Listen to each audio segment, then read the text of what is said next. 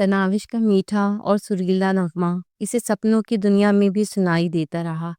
پھر اسے سفید لباس میں سر پر تاج سجائے تناوش نظر آئی۔ وہ اسے سامنے بٹھا کر کوئی عمل کر رہی تھی، شاید اسے ہپناٹائز کر رہی تھی یا کوئی اور قسم کا جادو کر رہی تھی۔ پوری طرح ٹرانس میں لینے کے بعد اس کی مدھر آواز نے کبیر دادا کی سماعتوں کو رونق بخشی۔ مجھے چھوڑیں گے تو نہیں نا؟ وہ منمنایا۔ نہیں۔ مجھے طلاق تو نہیں دیں گے نا؟ کبیر دادا نے نفی میں سر ہلایا۔ نہیں۔ کبھی خود سے دور تو نہیں کریں گے نا؟ کبھی نہیں۔ میری ہر بات مانیں گے نا؟ اس نے اس بات میں سر ہلا دیا۔ ہاں، دل و جان سے۔ مجھے شہزادیوں کی طرح رکھیں گے نا؟ وہ اسے یقین دلاتا ہوا بولا۔ شہزادیوں کو شہزادیوں ہی کی طرح رکھا جاتا ہے۔ میرے علاوہ آپ کی زندگی میں کوئی دوسری تو نہیں آئے گی نا؟ ناممکن۔ اس نے تصدیق چاہی۔ وعدہ کریں؟ کبیر دادا کے لبوں سے بے ساختہ پھسلا۔ وعدہ کرتا ہوں۔ اللہ پاک کی قسم کھائیں؟ اللہ پاک کی قسم کھاتا ہوں۔ وہ بنا چوں چرا ہر بات کو حکم جان کر تسلیم کرتا گیا۔ تناوش کے لبوں پہ خوبصورت مسکراہٹ ابھری۔ جانتے ہیں بدلے میں کیا ملے گا؟ وہ مستفسر ہوا۔ تم بتا دو۔ وہ وارفتگی سے بولی۔ میری محبت، میری وفائیں، میری خدمتیں۔ کیا سودا منظور ہے؟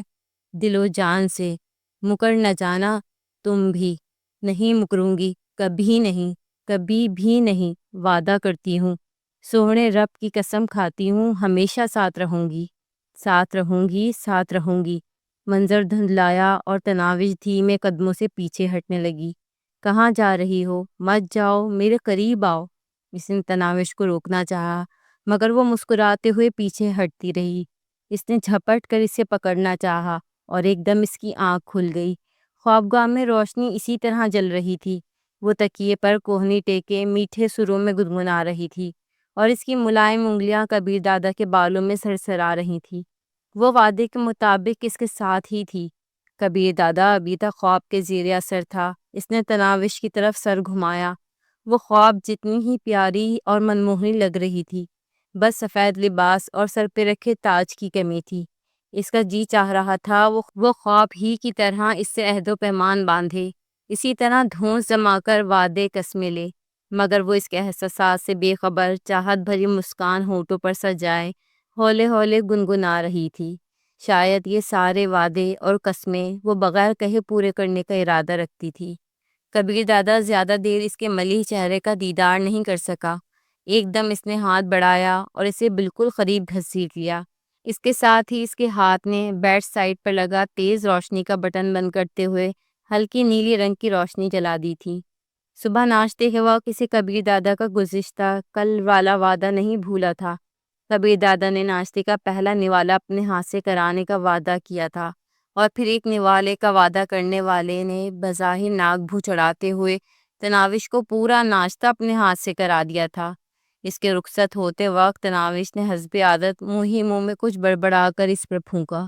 اس کے ساتھ ہی اس کی ٹائی کی گراہ درست کرتے ہوئے وہ دھیرے سے بولی۔ کس وقت لوٹیں گے؟ کبیر دادا نے اپنے دل میں جھانکا جو کہہ رہا تھا کہیں جانے کی ضرورت ہی کیا ہے، لیکن اس کے لبوں سے بالکل متضاد بات نکلی تھی۔ آج شاید کچھ دیر ہو جائے، کافی کام نپٹانے ہیں۔ 5-6 بجے تک آ جائیں گے نا؟ شاید اس سے بھی لیٹ ہو جاؤں۔ اگر اجازت دے تو میں امی جان سے مل آؤں، آپ کی آمد سے پہلے لوٹ آؤں گی۔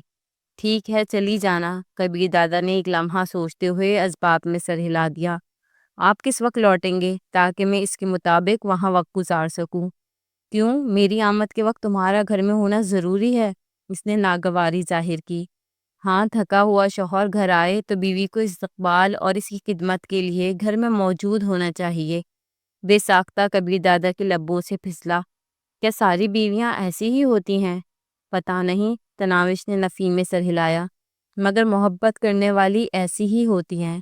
اب جاؤں؟ کبیر دادا اسے اور کچھ نہیں کہہ پایا تھا۔ وہ اداسی بھرے لہجے میں بولی۔ اس بات کا جواب میں کبھی اسبات میں نہیں دے سکتی۔ بے وقوف۔ سر جھٹکتے ہوئے وہ دروازے کی طرف مڑا، مگر دروازے کے قریب رکتے ہوئے پیچھے مڑا، جیسے کوئی بات یاد آ گئی ہو۔ کسی وقت عظیم کو ساتھ لے جا کر اپنے لیے شاپنگ کر لینا، کوئی ڈھنگ کا موبائل بھی خرید لینا۔ وہ شوقی سے بولی۔ جس دن آپ ساتھ لے جا کر شاپنگ کرائیں گے چلی جاؤں گی۔ صاف کہو شاپنگ نہیں کرنا چاہتی ہو، کبیر دادا نے منہ بناتے ہوئے کہا۔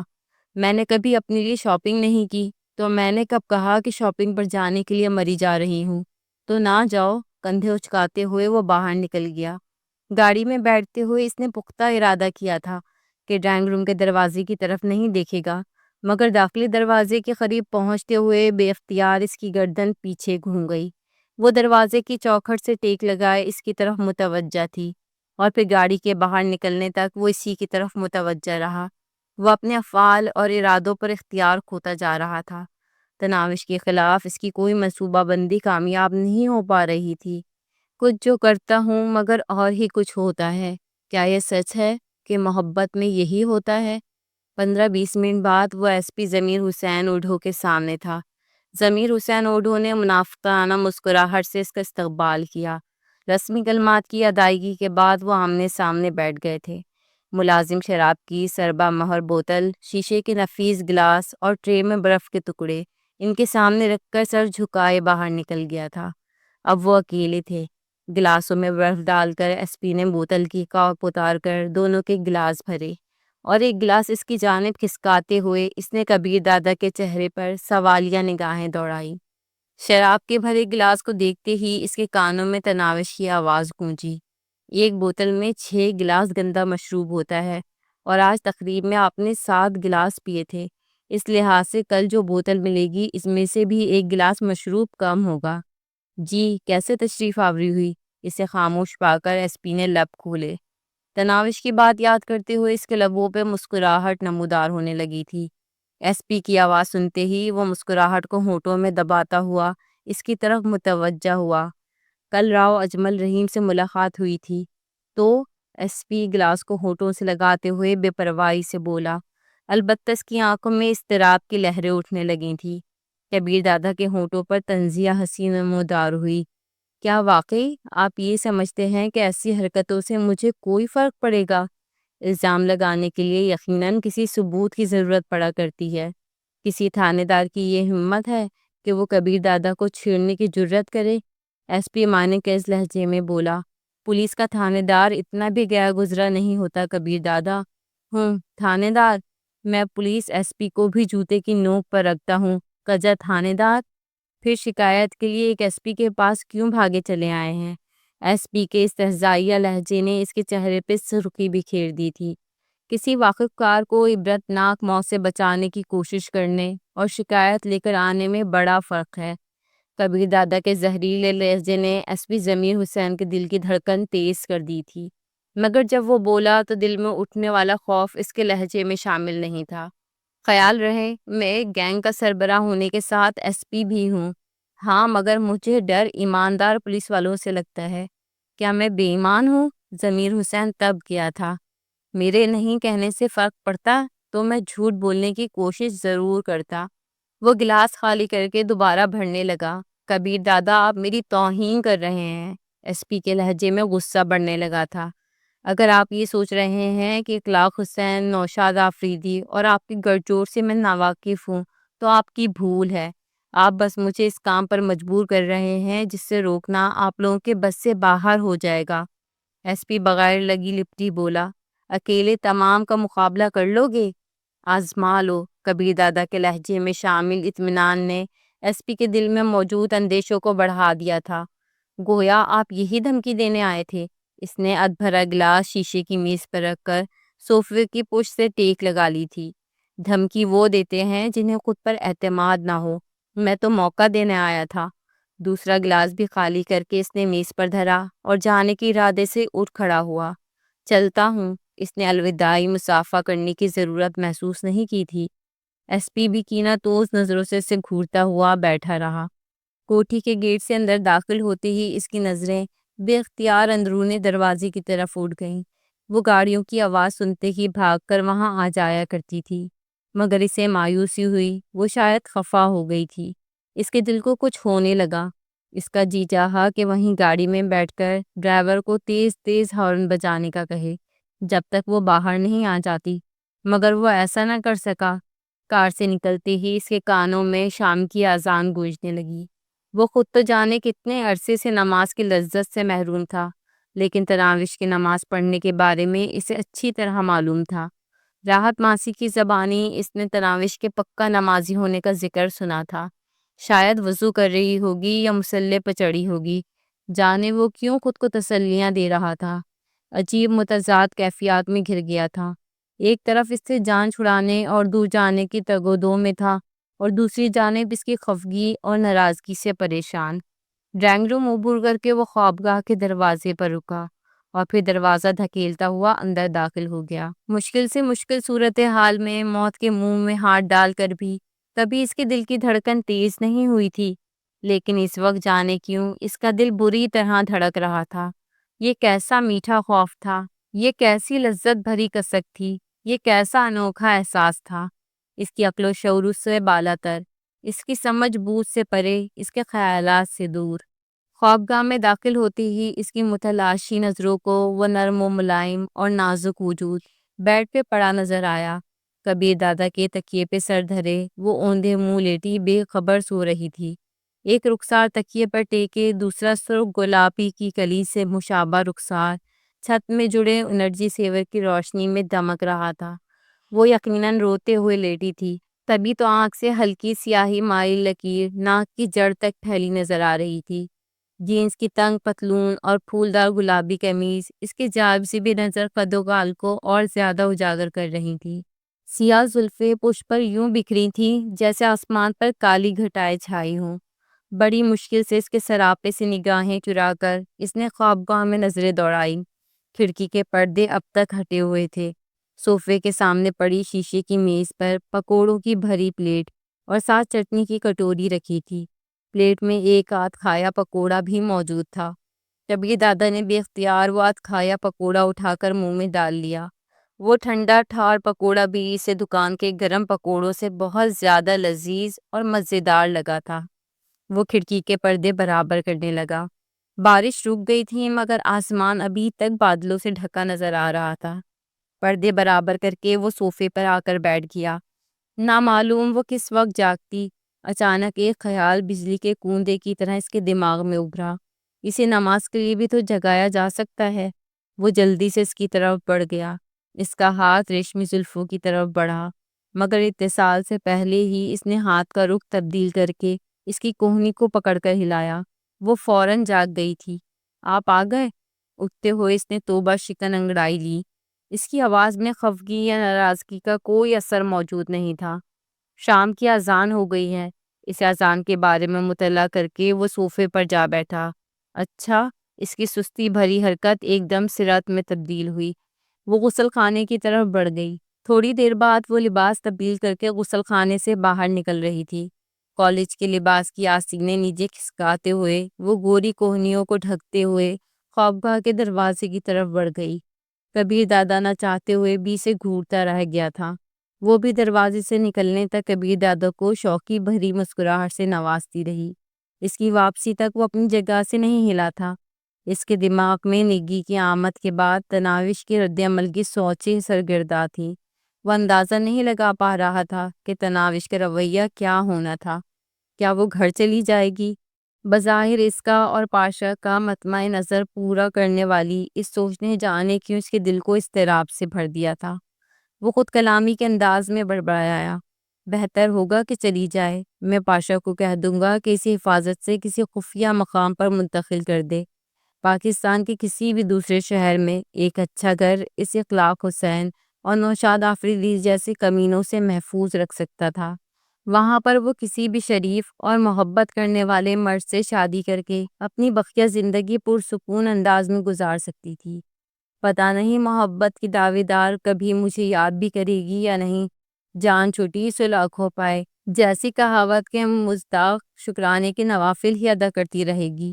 اس تلخ سوچ نے اس کے منہ میں کڑواہٹ گھول دی تھی۔ نہیں، وہ ایسی نہیں ہے۔ دل کے کسی کونے سے ایک نقیف آواز برآمد ہوئی۔ ابھی تھوڑی دیر پہلے میرے نہ آ سکنے پر وہ بچوں کی طرح روتے روتے سو گئی تھی، تو ہمیشہ کے لیے دور جا کر کیوں نہیں یاد کرے گی؟ کچھ بھی ہے، اس کا دور جانا میرے لیے بھی فائدہ مند ہے اور اس کے لیے بھی بہتر۔ یقیناً میری زندگی میں اس کی گنجائش نہیں نکلتی۔ اس نے حتمی فیصلہ کیا۔ اسی وقت دروازہ کھول کے وہ اندر داخل ہوئی۔ نماز کے انداز میں چہرے اور سر کو ڈھانپنے والے دوپٹے سے بس چاند سا مکھڑا دمکتا ہوا نظر آ رہا تھا۔ گہرے سیاہ بال اور سراہی دار گردن چھپ گئے تھے۔ یہ پکوڑے اور چٹنی بھی آپ کو بددعا دے رہے ہوں گے۔ خفگی اور ناراضی بھرے الفاظ شوقی و شرارت بھرے لہجے میں ادا کر کے وہ اس کے ساتھ ہی جڑ کر بیٹھ گئی تھی۔ بددعا دینے کے علاوہ تم کر ہی کیا سکتی ہو؟ کبیر دادا نے منہ بنایا۔ اللہ نہ کرے، وہ اتنی سرت سے بولی کہ کبیر دادا حیران رہ گیا تھا۔ میں آپ کو بددعا دوں گی؟ ایسا سوچنے سے پہلے مر نہ جاؤں۔ اس کے لہجے میں شامل خلوص کو تعارف کی چندہ ضرورت نہیں تھی۔ یہ کہتے ہوئے اس نے کبیر دادا کے شانے پہ سر ٹیک دیا تھا۔ تم ذرا کھڑے ہو کر میری بات سنو۔ کبیر دادا نے نگی قیامت کے لیے میدان ہموار کرنا چاہا۔ اس کے لہجے میں کوئی ایسی بات ضرور تھی کہ وہ متوش ہو کر اس سے دور ہٹی اور اس کی آنکھوں میں جھانکنے لگی۔ کیا بات ہے؟ وہ ہکلائی۔ کھڑی ہو جاؤ تاکہ تمہیں یہ بات اچھی طرح ذہن نشین ہو جائے۔ کبیر دادا کا بیگانہ اور سرد لہجہ برقرار تھا۔ جی، وہ سعادت مندی سے سر جھکا کر کسی چھوٹی بچی کی طرح اس کے سامنے کھڑی ہو گئی۔ کالج کے کپڑوں میں وہ یوں بھی اپنی عمر سے چند سال چھوٹی دکھائی دے رہی تھی۔ بار بار سمجھانے کے باوجود تمہیں میری بات کی سمجھ کیوں نہیں آ رہی؟ آخر کیا مسئلہ ہے تمہارے ساتھ؟ میرے نرم رویے اور نظر انداز کرنے کی عادت کا تم غلط مطلب لے رہی ہو۔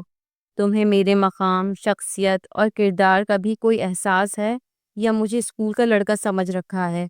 رومانس بھرے پیغامات، بار بار گھنٹیاں کرنا، پکوڑے، بارش اور دوسری بکواسات، یہ سب کیا ہے؟ اور میرا نام تم کس خوشی میں لے رہی تھی؟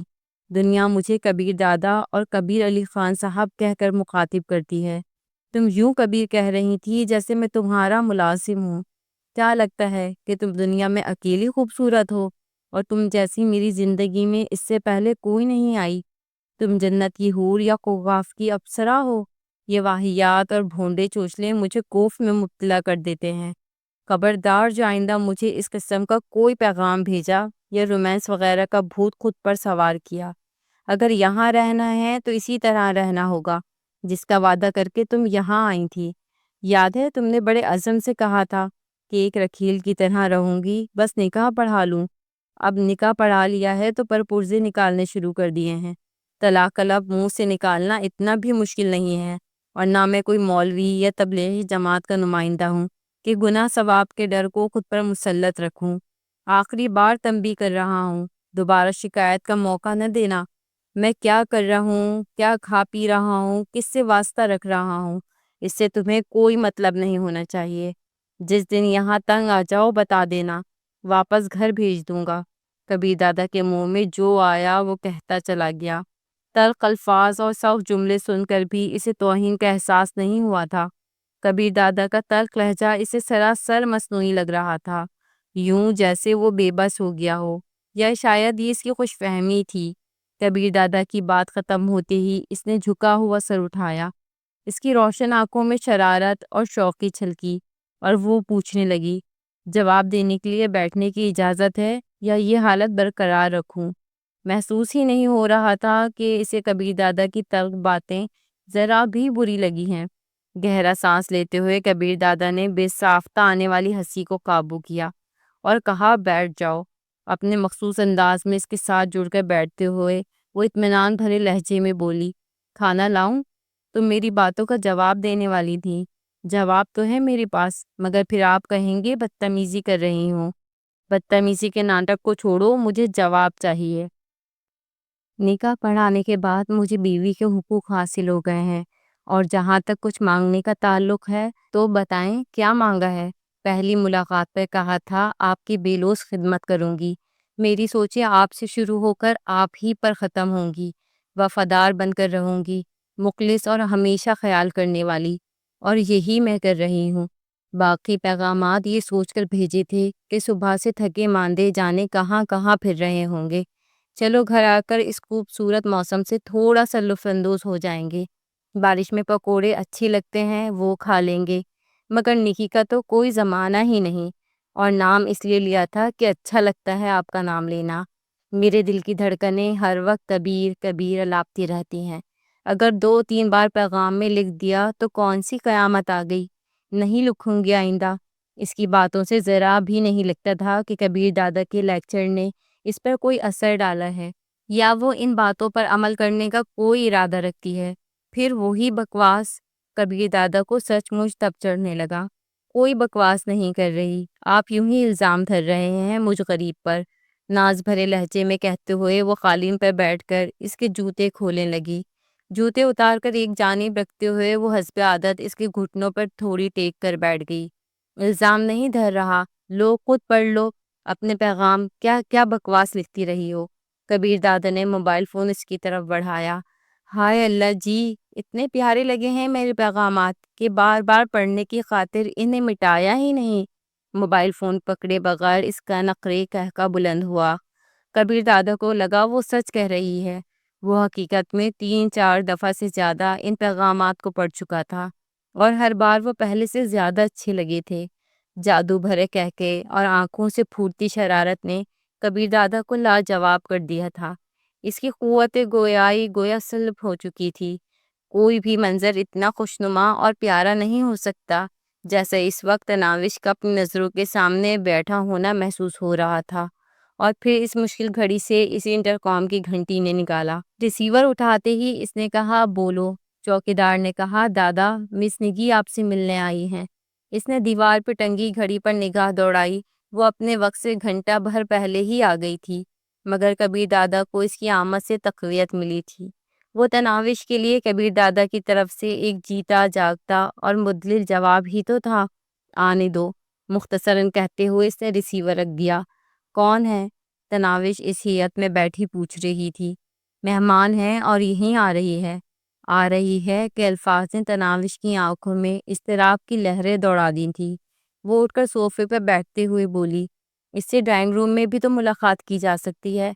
مگر کبیر دادا نے اس کی بات کا جواب نہیں دیا تھا۔ کس لیے آ رہی ہے؟ تناوش کی کوریج جاری رہی۔ اسے نظریں چراتے ہوئے کبیر دادا بیگانے لہجے میں بولا، کون ہے؟ کیوں آ رہی ہے؟ کتنی دیر کے لیے آ رہی ہے؟ ان سب باتوں کا جواب تمہیں چند لمحوں تک مل جائے گا۔ تناوش خاموشی سے ہونٹ کاٹنے لگی۔ نہ جانے کیوں اسے کسی بڑی گڑبڑ کے آثار نظر آنے لگ گئے تھے۔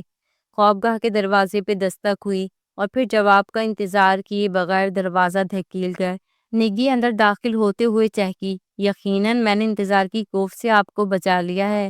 بغیر بازوؤں والے کھلے گلے کے کالے رنگ کی مختصر سی قمیض، گہرے سرخ رنگ کی تنگ شلوار، گلے میں جھولتا مفلر نما دوپٹہ، پاؤں میں جدید فیشن کے سینڈل، کندھوں تک آتی ریشمی زلفیں جنہیں کھلا چھوڑ دیا گیا تھا، گلے میں سفید موتیوں کا خوبصورت ہار، کانوں میں ہیرو جڑے ٹاپس، داہنی کلائی میں خوبصورت نگینوں سے جڑا کنگن، بائیں بازو میں سنہری چین والی گھڑی، کندھے سے لٹکتا سنہرے رنگ کا قیمتی پرس، گہرا میک اپ، سرتاپا خوشبو میں ڈوبی وہ کاک کی ہوئی رائفل کی مانند لگ رہی تھی جس نے نشانہ نظر آتے ہی چل پڑنا ہو۔ اسے دیکھتے ہی تناوش کا دل ناخوشگوار انداز میں دھڑکنے لگا تھا۔ صحیح کہا، آؤ بیٹھو۔ ایک گہری نظر اس پہ ڈالتے ہوئے کبیر دادا نے بیٹھے بیٹھے مسافر کے لیے ہاتھ بڑھا دیا۔ اس کا ہاتھ تھامتے ہوئے وہ بے باکی سے کبیر دادا اور تناوش کے درمیان بیٹھ گئی۔ آپ کون؟ اس نے بیٹھتے ساتھ تناوش کی طرف مسافر کے لیے ہاتھ بڑھایا۔ جوابی مسافہ کرتے ہوئے وہ کچھ کہہ نہیں پائی تھی۔ اس کا دل عجیب خوف سے بھر گیا تھا۔ دل کی دھڑکن اتنی تیز ہو گئی تھی گویا دل سینے سے باہر نکل آئے گا۔ اسے بھی اپنا جیسے ہی سمجھ لو۔ کبیر دادا کی آواز نے اس کی سماعتوں میں زہر ڈیلا۔ ایک دم اس کی آنکھوں میں نمی امڑ آئی تھی۔ اوہ اچھا، نگی معنی خیز انداز میں مسکرائی تھی۔ اس کے احساسات سے بے پرواہ بنتے ہوئے کبیر دادا نے ایک اور کاری وار کیا۔ اچھا تناوش، آج رات تم دوسرے کمرے میں سو جانا کیونکہ نگی یہیں رات گزارے گی۔ جی؟ بمشکل اس کے ہونٹوں سے نکلا تھا۔ کبیر دادا نے اس کی طرف نگاہ اٹھائی۔ آنکھوں کے کٹورے پانی سے لبریز ہو گئے تھے۔ اس کے ہونٹ تتلی کے نازک پروں کی طرح پھڑپڑا رہے تھے جیسے کچھ کہنا چاہتی ہو، کبیر دادا کی منت کرنا چاہتی، اس کا گریبان پکڑ کر چیخ چیخ کے پوچھنا چاہتی ہو، کیا یہ پرکٹی کبوتری مجھ سے خوبصورت ہے؟ کیا یہ فیشن زدہ فاحشہ مجھ سے زیادہ آپ کو پیار کرے گی؟ آخر مجھ میں، میرے پیار میں ایسی کون سی کمی در آئی تھی کہ آپ نے اس کو بلا لیا؟ مگر پھر وہ ساری انکہی باتیں اپنے دل میں دباتے ہوئے اپنی جگہ سے اٹھی اور نظریں جھکائے خوابگاہ کے دروازے کی طرف بڑھ گئی۔ آنکھوں میں بھرا پانی کسی بھی وقت چھلک سکتا تھا۔ گلابی ہونٹ ابھی تک لرز رہے تھے۔ دروازے کے قریب جا کر رکتے ہوئے اس نے لمبا گہرا سانس لیا۔ ایک درد بھری سسکی اس کے ہونٹوں سے پھسلی تھی۔ کبیر دادا پر شکایت بھری نگاہ ڈال کر وہ باہر نکل آئی۔ ایک دم اس کا جسم لرزنا شروع ہو گیا تھا۔ ٹانگوں نے جسم کا بوجھ اٹھانے سے جواب دے دیا تھا۔ دیوار کے ساتھ پیٹھ لگا کر وہ نیچے کھسکتے ہوئے قالین پر بیٹھ گئی۔ کافی دیر سے رکے ہوئے عرش کسی برساتی چشمے کی طرح ابلنے لگے۔ اسے پہلے دن سے کبیر دادا سمیت ہر آدمی نے بتا دیا تھا کہ کبیر دادا کا کردار کیسا ہے، مگر اس کے باوجود بے قابو ہوتی حالت اس کی سمجھ سے باہر تھی۔ کبیر دادا نے تو کبھی بھی اقرار نہیں کیا تھا وہ اس کی زندگی میں آنے والی آخری لڑکی ہے، یا یہ کہ وہ اسے پیاری ہے، اور کبیر دادا کو اس کے جذبات کا احساس ہے۔ اس کے برعکس وہ ہر آن ہر لمحہ اسے یہی احساس دلاتا رہا تھا کہ اس کی وہاں موجودگی عارضی ہے، اور اس کی اہمیت کبیر دادا کے نزدیک ایک رکھیل سے بڑھ کر بالکل بھی نہیں ہے۔ اس نے نکاح بھی اس کی ضد یا خواہش کو مد نظر رکھ کر پڑھایا تھا۔ پھر اتنی کھلی ڈلی وضاحت اور اعتراف کے بعد یوں غیر ہوتی حالت کا کوئی جواز نہیں بنتا تھا، مگر وہ بے بس ہو گئی تھی۔ اس وقت اسے معلوم ہوا کہ کبیر دادا اس کے دل کی گہرائیوں میں اتر چکا ہے۔ بھائی کی موت کا بدلہ چاہنے والی کو اب معلوم ہو رہا تھا کہ وہ ایک عذاب میں جکڑی جا چکی ہے۔ اسے ایک گینگ کے سربراہ، ایک گنڈے، درجنوں آدمیوں کے قاتل، شرابی، بد کردار شخص سے محبت ہو گئی ہے۔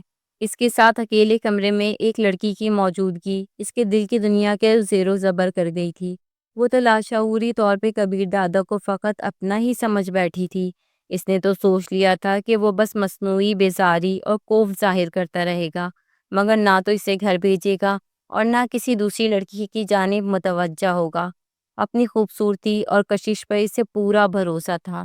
وہ یہ بھول گئی تھی کہ کبیر دادا کے نزدیک اس کی حیثیت ایک لذیذ پکوان جتنی تھی جو پیٹ بھرنے کے بعد اچھا نہیں لگا کرتا، ایک صاف و شفاف ٹشو جتنی تھی جس سے ہاتھ صاف کر کے ٹوکری میں پھینک دیا جاتا ہے، ایک کھلونے جتنی تھی جسے جی بھر کر کھیلنے کے بعد توڑ دیا جاتا ہے یا کسی کو بخش دیا جاتا ہے، ایک لباس جتنی تھی جو پسندیدہ ہونے کے باوجود مسلسل نہیں پہنا جا سکتا۔ اچانک راحت خالہ کسی کام سے ڈرائنگ روم میں داخل ہوئی۔ اسے یوں دیوار سے پیٹھ لگائے روتا دیکھ کر وہ تیر کی طرح اس کی طرف بڑھی۔ کیا ہوا بیٹی؟ اسے کندھوں سے تھامتے ہوئے راحت خالہ نے تشویش بھری آواز میں پوچھا۔ وہ جواب دیے بغیر ایک دم اس کے گلے لگتے ہوئے ہچکیاں لے لے کر رونے لگی۔ کیا صاحب جی نے ڈانٹا ہے؟ راحت خالہ نے اندازہ لگایا، مگر وہ خاموشی سے تصویر بہاتی رہی۔ کچھ تو بتاؤ خالہ کی جان، ہوا کیا ہے؟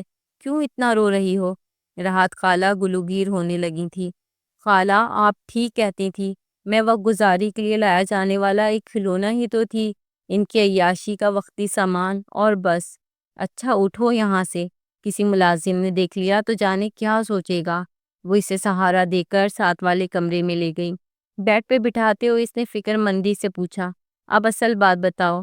وہ اپنے کمرے میں ایک دوسری لڑکی کے ساتھ موجود ہیں، اور مجھے یہ کہہ کر انہوں نے باہر بھیج دیا کہ آج کی رات وہ اس کے ساتھ گزاریں گے، میں دوسرے کمرے میں سو جاؤں۔ راحت خالہ نے اس کے آنسو پوچھتے ہوئے کہا، آپ کو گھر سے نکل جانے کا تو نہیں کہا نا؟ نہیں۔ کیا صاحب جی آپ کو بہت پیارے ہیں، محبت کرنے لگی ہو ان سے؟ راحت خالہ نے اگلا سوال پوچھا۔ پتہ نہیں، ایک سسکی اس کے ہونٹوں سے برآمد ہوئی، لیکن ان کے نزدیک ایک دوسری لڑکی برداشت نہیں ہو رہی۔ اچھا روتی نہیں ہیں، یقیناً ان کی نظروں میں آپ کی اتنی اہمیت تو ہے نا کہ آپ کو گھر نہیں بھیج رہے۔ باقی ایسی خواہشائیں کہیں آئیں گی اور چلی جائیں گی، آپ تو بس صاحب جی کی بے لوث خدمت کرتی رہیں۔ ایک دن آئے گا کہ وہ ان لڑکیوں کو ہمیشہ ہمیشہ کے لیے خیر بات کہہ دیں گے۔ جان بوجھ کر تو نہیں رو رہی؟ اس نے زوردار انداز میں ناک سے سانس اندر کھینچا۔ اچھا میں آپ کے لیے کھانا بناتی ہوں، پھر نیند کی گولی کھا کر لیٹ جانا۔ بھوک نہیں ہے، اس نے منہ بسورا۔ پھر بھی دو تین نوالے لے لو۔ وہ اس کے ماتھے پر بوسہ دے کر باہر نکل گئی۔ ایک دفعہ پھر اس کی آنکھیں بہنے لگی تھی۔ تناوشیں غائب ہوتے ہی کبیر دادا کو لگا جیسے اس کا دل کسی نے مٹھی میں بھینس لیا ہو۔ نیکی کا وجود اسے ایک دم فراموش ہو گیا تھا۔ اگر کچھ نظر آ رہا تھا تو تناوش کے لرزتے کانپتے ہونٹ، اشکوں بھری سیاہ آنکھیں اور دکھی چہرہ۔ اس کا جی کر رہا تھا کہ بھاگ کر جائے اور اس کے نازک وجود کو اپنی مضبوط باہوں میں بھر لے، اس کی سیاہ آنکھوں میں بھرے نمکین پانی کو اپنے ہونٹوں سے خشک کر دے، اس کے پھڑپڑاتے ہونٹوں پر شوقی بھرا تبسم بکھیر دے۔ تو کیسے دن گزرے ہیں جناب کے؟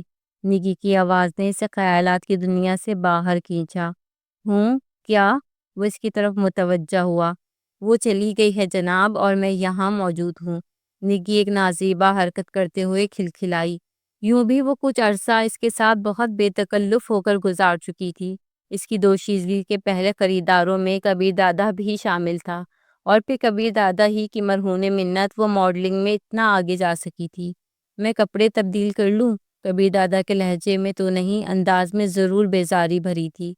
کچھ پینے پلانے کو نہیں ہے؟ وہ اس کی بیزاری کو خاطر میں نہیں لائی تھی۔ یوں بھی کرائے کی عورتوں کو اگلے کے منہ کی پرواہ نہیں ہوتی۔ کبیر دادا کی نگاہیں شراب کی تالہ لگی الماری کی جانب اٹھیں، اور اس کے دماغ میں تناوش کی معصومیت بھری آواز گونجی۔ میں نے ناپے ہیں، اس گندے مشروب کے بوتل میں 6 گلاس ہوتے ہیں۔ مسکرانے کیوں لگے؟ نگی کی آواز نے اسے احساس دلایا کہ تناوش کی باتوں کو یاد کرتے ہوئے وہ بے ساختہ مسکرا پڑا تھا۔ کچھ نہیں، سر جھٹک کر اس نے انٹرکام کا ریسیور اٹھایا۔ عظیم 2 بوتل وسکی، اور تم کیا لوگی؟ عظیم سے بات کرتے کرتے وہ نگی سے پوچھنے لگی۔ وہ جلدی سے بولی اسکاچ، اور 1 بوتل اسکاچ کی راحت خالہ کے ہاتھ بھیج دو۔ جی دادا، عظیم مؤدبانہ لہجے میں بولا۔ ریسیور رکھ کر وہ ڈریسنگ روم کی طرف بڑھ گیا۔ تناوش کے آنے کے بعد سے اسے کپڑوں کی الماری کھولنے کا موقع نہیں ملا تھا۔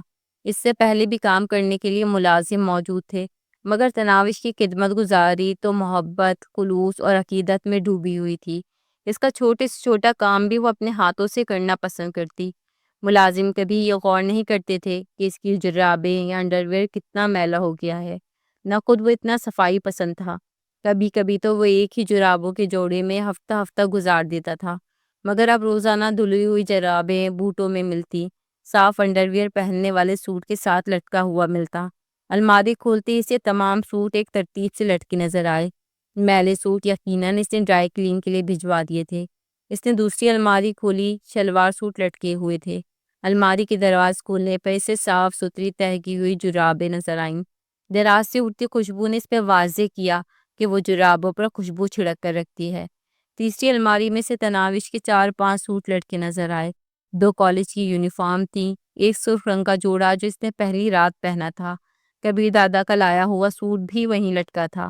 اس نے گہری سانس اندر کھینچا۔ تناوش کے وجود کی خوشبو اس کے رگ و پے میں اترتی چلی گئی۔ بے وقوف لڑکی، تم نہیں جانتی میں کیوں تمہیں دور کر رہا ہوں۔ میں تمہاری دنیا کا آدمی نہیں ہوں۔ تم صاف شفاف شبنم کے خطروں سے دھلا ہوا گلاب کا پھول ہو، اور میں ببول کا درخت۔ یہاں تمہاری کوئی جگہ نہیں ہے۔ آج رو رہی ہو، مگر کل ضرور مسکراؤ گی۔ آخر میں تمہیں دے ہی کیا سکتا ہوں؟ جرم کی دنیا میں تم زیادہ دن خوش نہیں رہ پاؤ گی، اور میں تو اس دلدل سے چاہ کر بھی نہیں نکل سکتا۔ اس دنیا میں آمد کا رستہ بے شک کھلا ہے، واپسی کا کوئی رستہ نہیں۔ اس کا شب خوابی کا لباس تناوش کے کپڑوں کے ساتھ ہی لٹکا ہوا تھا۔ کپڑے تبدیل کر کے وہ باہر نکلا۔ نگی بڑے انداز سے صوفے پر بیٹھی تھی۔ کوئی بھی مرد اسے اس حالت میں دیکھ کر اپنی بے قابو ہوتی دھڑکنوں پر قابو نہ پا سکتا، مگر عجیب بات تھی، کبیر دادا پر اس کی ادائیں کوئی اثر نہیں کر رہی تھی۔ اس کے لطیف جذبات جانے کہاں جا چھپے تھے۔ اس کی نظروں میں تو بس تناوش کے پھڑپڑاتے لب اور ڈبڈبائی آنکھوں کا منظر ٹھہر چکا تھا۔ وہ اسے اپنی سوچ سے جھٹک نہیں پا رہا تھا۔ بقول چاہے نظر سے دور رہ کر بھی کسی کی سوچ میں رہنا، کسی کے پاس رہنے کا طریقہ ہو تو تم جیسا۔ وہ صوفے کے دوسرے کونے میں جا کر بیٹھ گیا۔ بڑے خاموش سے ہو، وہ کھسک کر قریب ہوئی۔ کچھ نہیں یار، کبیر دادا کا انداز ٹالنے والا تھا۔ کیا اچھی نہیں لگ رہی؟ اس کا ہاتھ کبیر دادا کی چھاتی پر رینگنے لگا۔ اسے مردوں کو لبھانے اور اپنے بس میں کرنے کا طریقہ اچھی طرح معلوم تھا۔ اس کا ملائم ہاتھ کبیر دادا کو لجلجی سانپ کی مانند محسوس ہوا۔ وہ خوشبو میں نہائی ہوئی تھی۔ اتنی تیز خوشبو بھی تناوش کے بدن کی قدرتی خوشبو کا مقابلہ کرنے سے ناکام ہو رہی تھی۔ اس کے خوبصورت بھوری آنکھیں، میک اپ زدہ چہرہ، ریشمی بال، گداز بدن کچھ بھی تو کبیر دادا کو متاثر نہیں کر پا رہا تھا۔ اس کے دل کو تو بس تناوش کی آخری نگاہ مسلے جا رہی تھی۔ دروازے پہ دستک ہوئی، اور کبیر دادا نے نیگی کو نرمی سے دور کرتے ہوئے کہا، راحت خالہ ٹرے میں 3 بوتلیں سجائے دروازے پہ نمودار ہوئی۔ اس نے نظر بھر کر نگی کو دیکھا اور شیشے کی میز پہ ٹرے رکھ کر واپس مڑ گئی۔ اس کی آنکھیں نگی کو دیکھتے ہوئے قہر برساتی ہوئی لگ رہی تھی۔ نگی نے کہا، کچھ کھانے کو بھی منگوا لو یا بھوکا رکھنے کا ارادہ ہے؟ راحت خالہ، بات سنو۔ کبیر دادا راحت خالہ کو آواز دے کر اس کی طرف متوجہ ہوا۔ کیا کھاؤ گی؟ وہ دلربائی سے بولی۔ کچھ اچھا سا منگوا لو، ڈرائیور کو بھیج کر 3-4 قسم کے اچھے کھانے منگوا لو۔ اس نے چناؤ کی ذمہ داری راحت خالہ پر چھوڑ دی تھی۔ جی صاحب جی، اور ہاں تناوش سے پوچھ کر اس کے کھانے کے لیے بھی کچھ منگوا لینا۔ راحت خالہ کے چہرے پر خوشی نمودار ہوئی۔ جی صاحب کہہ کر وہ دوبارہ مڑ گئی۔ یقیناً کبیر دادا کو تناوش کا خیال تھا، ورنہ یوں کیوں کہتا؟ کتنا خیال رکھتے ہو اپنی دلہن کا۔ وہ برف لینے کے لیے مٹکتے ہوئے فریج کی طرف بڑھ گئی۔ کبیر دادا نے اس کی نظر بہکاتے وجود سے بے نیاز ہو کر صوفے کی پشت سے ٹیک لگائی اور آنکھیں بند کر لیں۔ تناوش کا اداس چہرہ ایک دم اس کی آنکھوں کے سامنے نمودار ہو گیا۔ ڈبڈبائی آنکھیں اور لرزتے ہونٹ اسے بےقل کر رہے تھے۔ جانے کیوں اسے یقین تھا کہ وہ رو رہی ہوگی۔ برف لا کر نگی نے اپنے لیے اسکاچ اور اس کے لیے وسکی کا جام تیار کیا۔ کیا سوچ رہے ہو؟ وہ اپنا جام منہ اٹھا کر اس کے قریب کھسک آئی۔ اسی وقت کبیر دادا نے تناوش کے لرزتے ہونٹوں کے سامنے ہتھیار ڈال لیے تھے۔ اس کے دماغ میں ایک ترکیب ابھری۔ نہیں، اسے یوں اذیت دینا ٹھیک نہیں ہوگا۔ پہلے اسے پیار سے سمجھا دوں، اپنے ساتھ رہنے کی قباحتیں اور نقصانات گنوا دوں۔ جب وہ یہ مان کر گھر جانے پہ راضی ہو جائے گی، پھر پاشا کو بھی اطمینان ہو جائے گا اور مجھے بھی۔ اب تو وہ رو رو کر خود کو بے حال کر دے گی۔ ایک میٹھی کسک اس کے دل میں جاگی اور نگی کو دور دھکیلتے ہوئے وہ اطمینان بھرے لہجے میں بولا، تم دور بیٹھ کر بھی تو بات کر سکتی ہو۔ اس نے بے باکی سے پوچھا، کیا مطلب؟ مجھے باتوں کے لیے بلایا ہے؟ تمہیں پاشا نے میرے پاس بھیجنے کا کیا معاوضہ دیا ہے؟ یا پہلے کی طرح تمہارا اٹکا ہوا کوئی کام نکالا ہے؟ اسے دور نہ ہوتا دیکھ کر وہ خود اٹھ کر فوم کی کرسی پر جا بیٹھا تھا۔ نگی کے چہرے پہ معنی خیز مسکراہٹ نمودار ہوئی، گویا پاشا کا اندازہ ٹھیک تھا۔ اس مسئلے میں نہ پڑو تو بہتر ہوگا۔ جو پوچھا ہے اس کا جواب دو، اس نے اطمینان بھرے لہجے میں کہا۔ سیٹھ مسکین میرے پیسے دینے میں اڑی کر رہا تھا اور فیروز ملک بھی وعدہ خلافی پر آمادہ تھا۔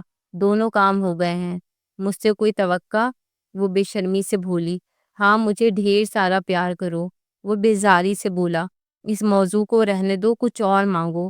کیا دے سکتے ہو؟ وہ گھاٹ گھاٹ کا پانی پیے ہوئی تھی۔ کبیر دادا کا انداز اسے یہ باور کرانے کے لیے کافی تھا کہ یہاں اس کی دال گلنے والی نہیں ہے، اور پھر تناوش کی خوبصورتی اور کم عمری نے بھی اس پر واضح کر دیا تھا کہ اس کا جادو سر چڑھ کر بول رہا ہے۔ فیروز ملک نے کیا وعدہ خلافی کی ہے؟ ایک ڈرامہ سیریل میں مرکزی کردار دینے کا وعدہ کیا تھا، 2 راتوں کا منہ مانگا معاوضہ وصول کیا اور اب ترخانے پر آمادہ ہو گیا تھا۔ اس نے کچھ بھی چھپانے کی کوشش نہیں کی تھی۔ نادر حبیب خاکوانی کو جانتی ہو؟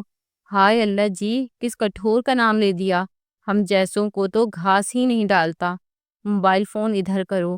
کبیر دادا نے میز پر رکھا اپنا سیل فون مانگا۔ یہ لیں۔ نگی نے موبائل فون اٹھا کر اس کی جانب بڑھایا اور خود اس کی کرسی کے ساتھ ہی کھڑی ہو گئی۔ کبیر دادا نادر حبیب کا نمبر ڈھونڈ کر رابطہ کرنے لگا۔ نگی کا کام بنوا کر کبیر دادا نے رابطہ منقطع کر دیا۔ You are so sweet, I love you. نگی نے رابطہ منقطع ہوتے ہی اسے لپٹنے کی کوشش کی۔ کبیر دادا اسے دور ہٹاتے ہوئے بولا، تم چاہتی ہو کہ میں خاکوانی کو منع کر دوں؟ Sorry sorry sorry. وہ پیچھے ہٹ کر صوفے پہ جا بیٹھی۔ اب تم پھوٹنے کی کرو۔ پاشا پوچھتا ہے تو بتا دینا ساری رات میرے ساتھ ہی تھی۔ دروازے پہ دستک ہوئی اور کبیر دادا کے آ جاؤ کہنے پر راحت خالہ بڑی سی ٹرے میں 3-4 ڈونگے سجائے اندر داخل ہوئی۔ کھانا تو کھا لوں نا؟ اس نے راحت خالہ کو دیکھتے ہی پوچھا۔ کبیر دادا بے رکی سے بولا، گھر کھا لینا۔ یہ کہتے ہی اس نے اٹھتے ہوئے الوداعی مسافے کے لیے اس کی جانب ہاتھ بڑھایا۔ اس کے دل میں صبر ختم ہو گیا تھا۔ وہ جلد از جلد تناوش کو اپنی آنکھوں کے سامنے دیکھنا چاہتا تھا۔ اتنا کٹھور بھی کوئی نہ ہو۔ وہ منہ بناتے ہوئے کھڑی ہو گئی، لیکن اس کے چہرے پہ چھائے تاثرات یہ بتانے کے لیے کافی تھے کہ وہ بے حد خوش تھی۔ اس کی بلا سے کبیر دادا کا تناوش سے کیا دلی تعلق تھا اور پاشا کی کیا پریشانیاں تھیں۔ اسے ایک ہی دن میں اتنے فوائد حاصل ہو گئے تھے، اور یہ کافی سے بھی کچھ زیادہ تھا۔ وہ کبیر دادا سے الوداعی مسافہ کر کے چل دی۔ شیشے کی میز پہ کھانے کے برتن سجاتی راحت خالہ کا چہرہ خوشی سے کھل اٹھا تھا۔ نگی کے باہر نکلتے ہی کبیر دادا نے راحت خالہ سے جھجکتے ہوئے پوچھا، راحت خالہ وہ رو تو نہیں رہی تھی؟ وہ آہستہ سے بولی، جی صاحب۔ کیا جی صاحب؟ کبیر دادا کی سمجھ میں اس کا جی صاحب کرنا نہیں آیا تھا۔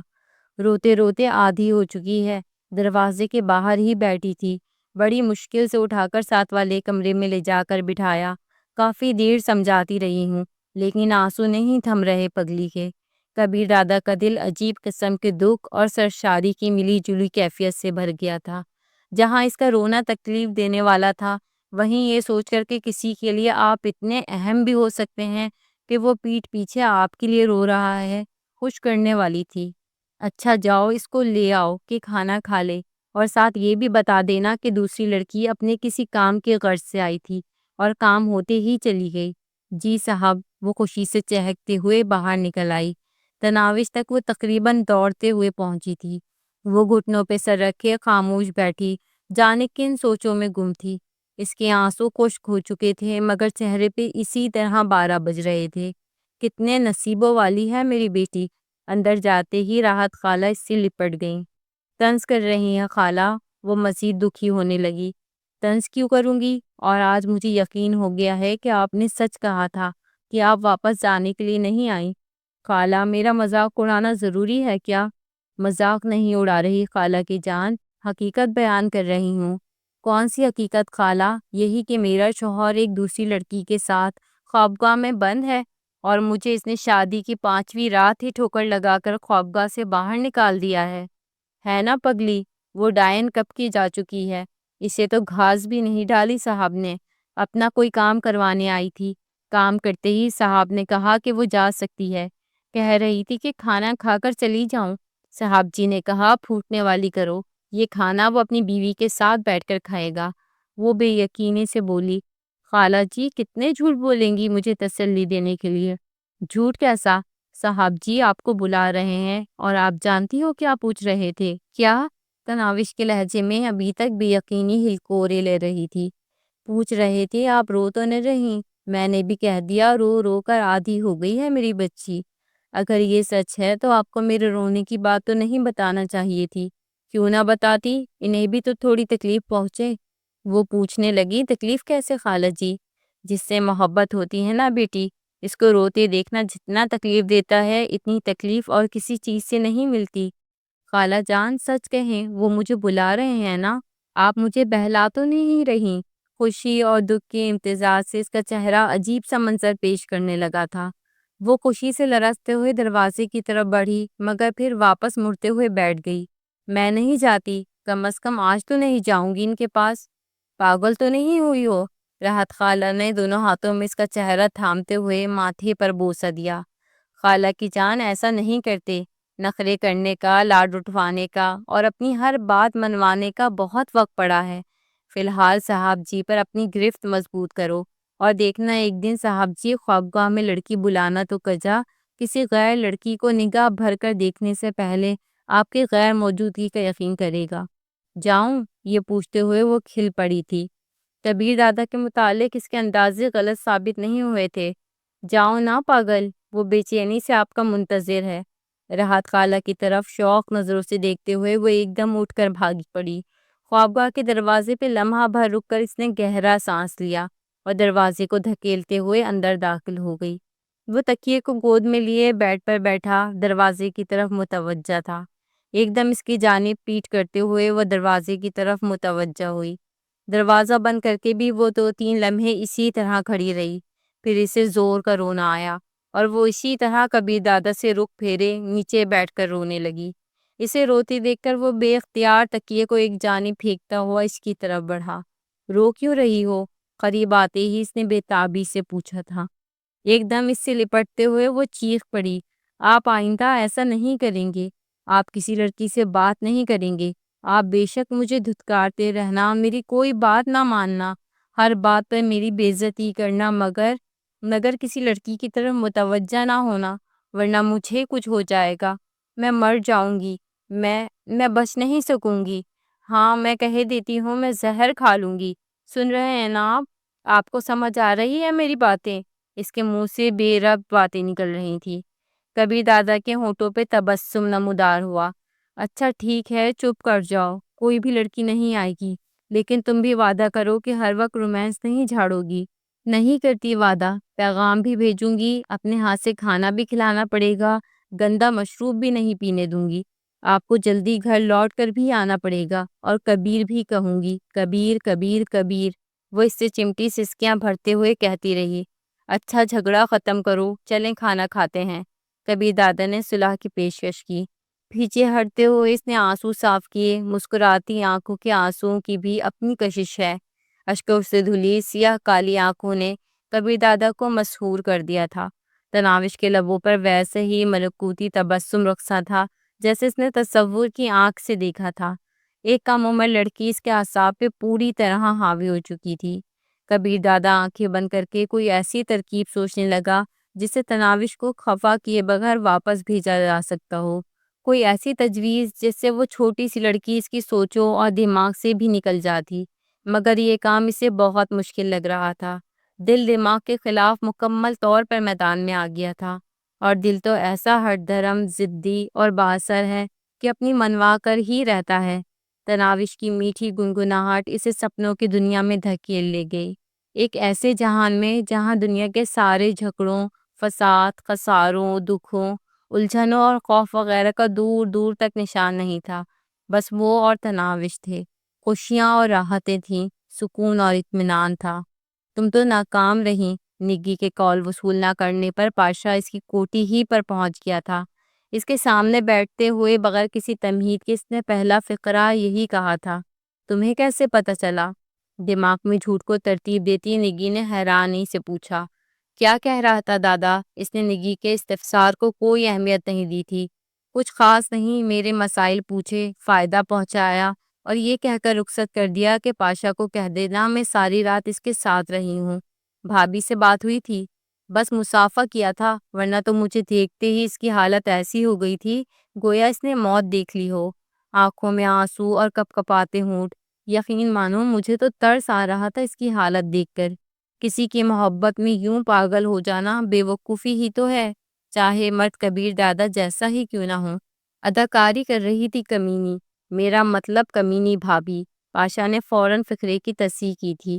اگر اداکاری تھی تو آسکر ایوارڈ اس کا حق بنتا ہے۔ مجھ جیسی منجھی ہوئی اداکارہ بھی ایسی کارکردگی نہیں دکھا سکتی۔ پاشا نے منہ بنایا۔ تم بھی کبیر دادا کی طرح اس کی معصومیت سے متاثر ہو گئی؟ وہ ہے ہی معصوم، صاف گو اور سیدھی سادھی، اپنے تاثرات چھپانا اسے آتا ہی نہیں ہے، ورنہ ایک غیر لڑکی کے سامنے یوں نہ کرتی۔ اسی کی حالت دیکھ کر کبیر دادا نے کیا رد عمل ظاہر کیا؟ کھویا کھویا گمسم لگ رہا تھا، گویا میرا اندازہ غلط نہیں تھا۔ نگی صاف گوئی سے بولی۔ سچ کہوں تو تم ابھی تک کبیر دادا کی حالت کا اندازہ لگا ہی نہیں پائے۔ اس نے چند لمحے مجھے صرف تمہاری وجہ سے برداشت کیا، ورنہ وہ کبھی بھی اس کی آنکھوں میں آنسو نہ آنے دیتا۔ گہرا سانس لیتے ہوئے پاشا نے کہا۔ جانتا ہوں، کبیر دادا کے نزدیک میری حیثیت چھوٹے بھائی کی سی ہے، اور یہی وجہ ہے کہ میں انہیں برباد ہوتی نہیں دیکھ سکتا۔ وہ معصوم کمینی بھابھی انہیں برباد کر دے گی، اور میں ایسا نہیں ہونے دوں گا۔ بات بہت بڑھ گئی ہے پاشا، اب اس مسئلے کا سادہ حل یہی ہے کہ کبیر دادا کو اس کے حال پر چھوڑ دو۔ نگی نے معقول مشورہ دیا۔ نہیں، ایک اور حل بھی ہے۔ پاشا نے ہاتھ میں تھامے گلاس سے باقی ماندہ شراب حلق میں انڈیلی اور جانے کے ارادے سے کھڑا ہو گیا۔ پیار، محبت اور عشق وغیرہ ایسی لا علاج بیماری ہے جو انسان کی صلاحیتوں کا بیڑا غرق کر دیتی ہے۔ اس کے سوچنے سمجھنے کی صلاحیتیں بس اسی شخص کے گرد گھومتی رہتی ہیں جس سے وہ پیار کرتا ہے۔ اور خوش ہو جاؤ کہ کبیر دادا کو یہ بیماری لگ گئی ہے۔ وہ چھوٹی سی چھوکری اس قبیص کے اعصاب پر سوار ہو گئی ہے۔ اس معاملے میں اس کا چہیتا پاشا بھی بہت پریشان ہے۔ گزشتہ رات کبیر دادا کی پرانی منظور نظر نگی بھی اس کی کوٹھی میں جاتی دیکھی گئی، لیکن 1 گھنٹے کے بعد ہی وہ واپس جا رہی تھی، چاہے اس کی آمد کا جو بھی مقصد ہو۔ مگر کبیر دادا نگی جیسی لڑکی کے ساتھ رات گزارے بغیر اسے نہ جانے دیتا، پر اس نے ایسا کچھ نہ کیا، کیونکہ وہ خبیث اس چھوکری پر بری طرح فریفتہ ہے، اور اس کی اسی کمزوری کو ہم اپنے مقصد کے لیے استعمال کر سکتے ہیں۔ کیسے؟ دونوں بیک زبان مستفسر ہوئے۔ ایس پی فقریہ لہجے میں بولا، اس کیسے کی تلاش میں جانے کب سے اس خبیث کی نگرانی کروا رہا ہوں۔ یقیناً اس پہ ہاتھ ڈالنا نہایت مشکل تھا، لیکن اب اس نے خود ہی یہ موقع فراہم کر دیا ہے۔ اگر یہ رکھیل اس کی زندگی میں نہ آتی تو شاید میں یہ منصوبہ نہ بنا پاتا۔ اب پھوٹ بھی دو، نوشاد نے بے صبری کا اظہار کیا۔ اخلاق حسین بھی اشتیاق آمیز نظروں سے ایس پی کو دیکھ رہا تھا۔ کیا تم دونوں جانتے ہو کہ فصیح الدین شمشیر دادا کا ماموزاد بھائی ہے؟ اخلاق حسین بولا، اتنا تو معلوم تھا کہ فصیح الدین شمشیر دادا کا رشتہ دار ہے، مگر رشتے کی نوعیت جاننے کی زحمت میں نے کبھی نہیں کی۔ نوشاد نے بھی اس بات میں سر ہلاتے ہوئے اخلاق سے اتفاق کیا تھا۔ چلو میں نے بتا دیا ہے نا، اب منصوبہ یہ ہے کہ اگر کبیر دادا فصیح الدین کو اپنی رکھیل کی وجہ سے قتل کر دیتا ہے تو ہمیں شمشیر دادا کو بلانے کی ضرورت نہیں پڑے گی، بس اس تک یہ اطلاع پہنچا دیں ہی اسے مسئلہ حل ہو جائے گا۔ بہت اچھی سوچ ہے، مگر یہ ہوگا کیسے؟ یوں ہی خوامخواہ تو کبیر دادا اتنا بڑا قدم نہیں اٹھانے والا۔ ایس پی معنی خیز انداز میں بولا، اگر فصیح الدین کی لاڈلی کو اغوا کر کے اس کے ساتھ رنگ رلیاں منا رہا ہو اور کبیر دادا عین موقع پہ پہنچ جائے تو اندازہ لگاؤ کیا ہوگا۔ نوشاد نے کہا، سوال تھا کہ یہ ہوگا کیسے؟ فصیح الدین عرف فاسی ہر چھٹ ہر شب اتوار اپنی ایک مخصوص کوٹھی میں گزارتا ہے جو اس کا خفیہ عیاشی کا اڈا ہے۔ رات کے 8 بجے ہی وہ وہاں پہنچ جاتا ہے۔ اس کے خاص آدمی نے وہاں ایک خوبصورت لڑکی پہنچائی ہوتی ہے۔ پچھلے چند برسوں میں اس نے ایک اتوار کی شب بھی ناغہ نہیں کیا، تو وہ دونوں ابھی تک بھی اس کی بات نہیں سمجھے تھے۔ اگر کبیر دادا کی رکھیل کو فصیح الدین کی کوٹھی میں پہنچا دیا جائے اور پھر کبیر دادا کو مطلع کر دیا جائے کہ اس کی چھمک چھلو اس وقت کہاں اور کس حال میں ہے۔ ایس پی نے جان بوجھ کر فقرہ ادھورا چھوڑ دیا تھا۔ اخلاق حسین جھجلا کے بولا، یار پولیسیے، میں دیوار کو ٹکر مار دوں گا۔ اتنا سسپنس پھیلانے کی بجائے اگر مکمل منصوبہ ایک ہی بار میں بیان کر دو تو شاید ہمارے دماغوں پر اتنا بوجھ نہ پڑے۔ ایس پی نے زوردار کہکا لگاتے ہوئے کہا، اچھا سنو، کبیر دادا کی لاڈلی ہر دوسرے تیسرے دن کبیر دادا کے گھر سے نکلنے کے بعد ماں کو ملنے اپنے گھر جاتی ہے اور اس کی آمد سے پہلے واپس آ جاتی ہے۔ گھر جاتے ہوئے اس کے ہمراہ صرف ڈرائیور ہی ہوتا ہے، وہ بھی اسے گھر چھوڑ کر واپس آ جاتا ہے۔ اس وقت اسے اغوا کر کے فصیح الدین کے عیاشی کے اڈے پر پہنچانا نہایت آسان ہوگا۔ ضروری تو نہیں کہ وہ ہفتے کے دن ماں کو ملنے جائے۔ نوشاد آفریدی نے قطع کلامی کی، کیا میری بات مکمل ہو گئی ہے؟ ایس پی خشمگین نظروں سے اسے گھورا۔ معذرت، نوشاد نے فوراً ہاتھ بلند کر کے غلطی تسلیم کر لی تھی۔ خیر، میرے کہنے کا مطلب ہے وہ کبھی تو ہفتے کے دن جائے گی، ہم اسی دن منصوبہ طے کر لیں گے، اور اگر تم دونوں سے صبر نہیں ہو سکتا تو اس ہفتے کو اس کی ماں سے کال کروا کر بھی اسے بلوایا جا سکتا ہے۔ اب اس کی ماں کو کیسے مجبور کیا جائے، یقیناً اس بارے میں تمہیں معلوم ہوگا۔ ایس پی نے طنزیہ لہجے میں کہا، یا یہ بھی بتا دوں؟ اخلاق حسین نے کہا، سمجھ گئے، آگے چلیں۔ نوشاد نے بھی اس بات میں سر ہلا دیا تھا۔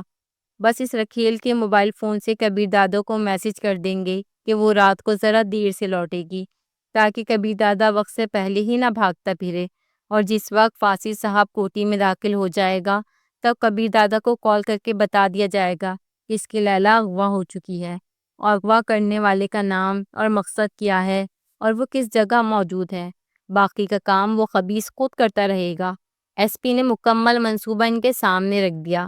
ایک سوال ہے۔ نوشاد نے اسکول کے بچوں کی طرح ہاتھ اٹھایا اور ایس پی کی طرف متوجہ ہو گیا۔ یقیناً اس سے پہلے فصیح الدین کے پاس پہنچائی جانے والی لڑکیاں اپنی مرضی سے اور منہ مانگا معاوضہ وصول کر کے وہاں آتی ہوں گی۔ کیا ایک بندھی ہوئی لڑکی کو دیکھ کر وہ حیران نہیں ہوگا؟